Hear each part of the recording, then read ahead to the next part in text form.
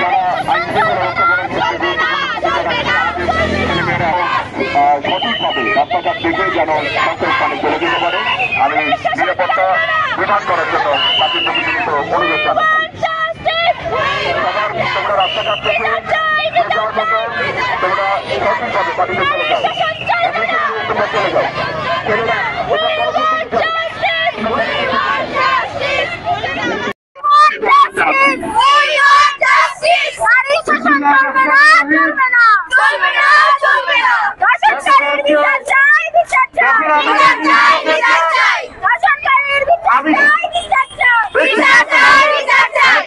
ছিলাম, অসুস্থ ছিলাম, আমি ঘুমিয়ে পড়তেছিলাম, তখনই আমি আর ঘুম আমার আসতে ছিল না। আমার দুজন একটা মেয়ে আছে, একখানা দুইটা আমার বারবার করে হচ্ছিল আমার সময়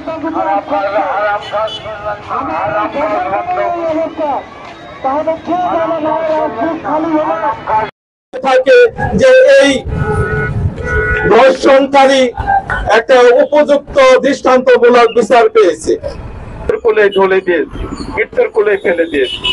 আসলে খুবই বর্ণনাতি। আমি যখন শুনলাম খবরটি তখন থেকে আমি বাকরুদ্ধ যে কি বলা যায় যে এই একটা ছোট্ট মেয়ে নরপশুদের হাতে।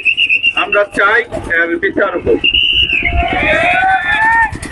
আমরা সবাই কেন্দ্রশেপ স্কুল অ্যান্ড কলেজ অপেক্ষায় ন্যায় বিচারের কথা।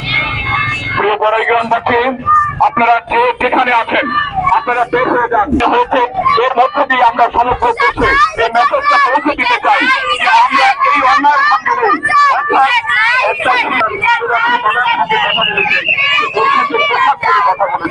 সেই শিশুকে তার ঠিক সেই প্রথমতা তাকে পেটের মধ্যে পাওয়া যায়, এই শিশুরা হতে পারে না।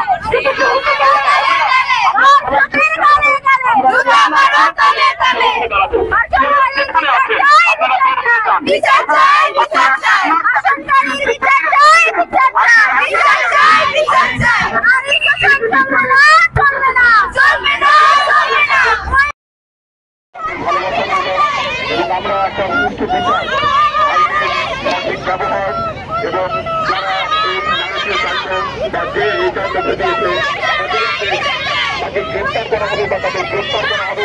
আমরা এই প্রত্যাশার উপরে রাখছি এবং আমাদের এই আশা এই প্রত্যাশা রাখছি। আমি সকল ছেলে দিয়েছি তারা সঠিকভাবে রাস্তাঘাট দেখে তারা বাড়িতে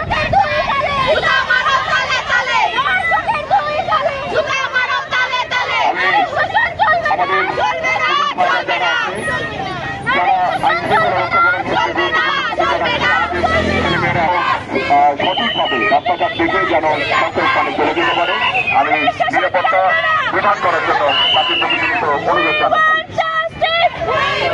তোমরা রাস্তাঘাট থেকে যাওয়ার মতো তোমরা সঠিকভাবে বাড়িতে